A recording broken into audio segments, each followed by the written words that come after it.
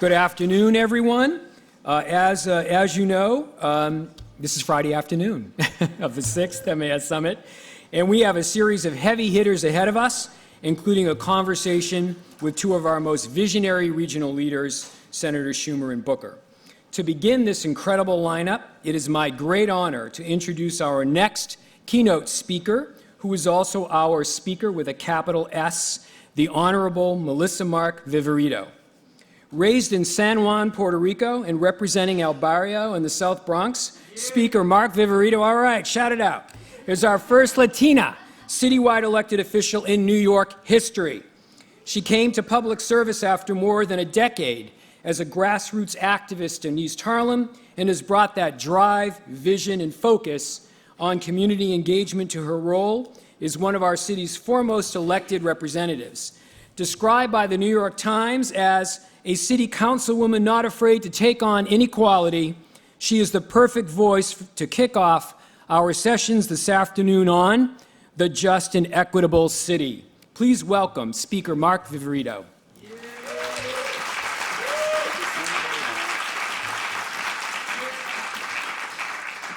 All right, it says not to touch the microphones, but I feel like I'm being dwarfed by the microphones. But good afternoon to everybody. Buenas tardes. Thank you so much for that introduction, and it really is a pleasure to be able to be here with all of you to talk a little bit about the community development work that is happening in El Barrio, East Harlem in particular. So, over the last 20 months, the City Council has been a busy place. We have been working on issues and legislation which will have a far-reaching impact on New Yorkers. From paid sick leave to municipal IDs to setting ambitious targets on climate change to strengthening NYCHA to pushing forward criminal justice reform. Yes, it said, please do not touch microphones, so I followed suit. As a council, we have a lot to be proud of, but we also have a lot of work ahead of us. The persistent challenges we face, educating our children, lifting people out of poverty, building an equitable economy, remain as pressing as ever.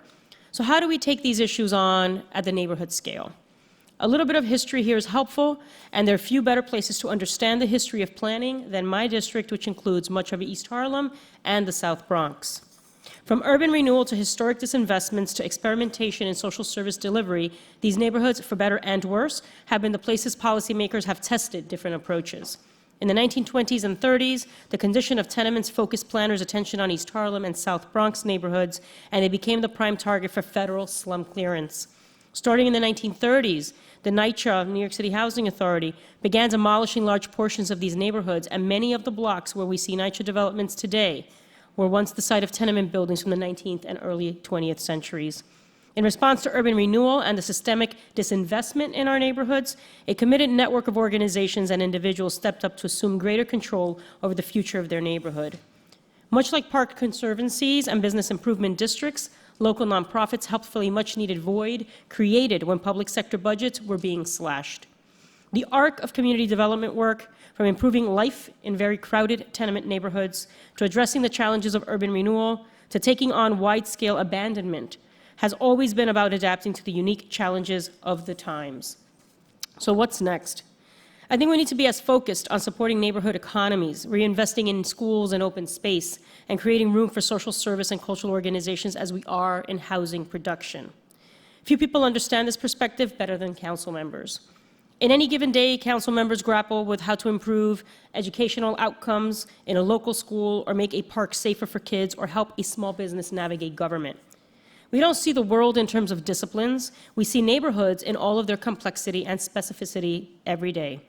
And this, I believe, is one of the central challenges of community development moving forward. How do we coordinate efforts in neighborhoods to truly create strategies which are more than the sum of their parts? How do we recognize the specific needs of distinct communities while still being clear-eyed about the broader challenges we face as a city? Over time, we have created boundaries to conversations in our search for professional specialization rather than build relationships across disciplines.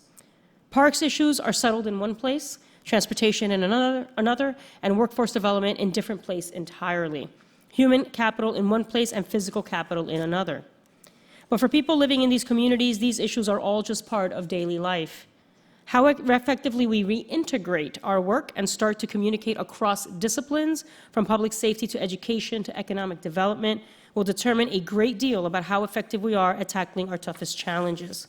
This will require our agencies and planning professionals to become more culturally proficient and our communities to become more technically fluent.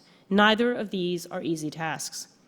We also need to bear in mind that these solutions will necessarily look and feel different in different neighborhoods, and we need to embrace that. And we need to embrace that change is a fundamental part of our city. East Harlem went from having the largest Italian population in New York City to having the largest Puerto Rican population in a generation.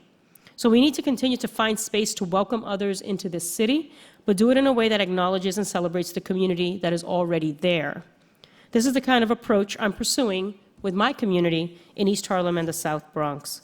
Over the last 6 months, my office has pulled together a range of community stakeholders, elected officials, and agencies with groups focused on education, arts, open space, housing, health, to help determine the future for East Harlem. A rezoning is what sparked this conversation, but we have tried to let the problems and challenges the community faces dictate our work plan.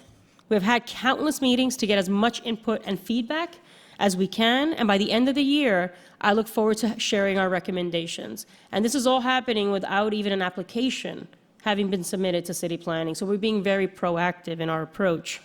But let me give you a sense of the themes that have emerged. The future of my district needs to include a clear strategy for preserving existing affordable housing at the same time that we build new affordable housing.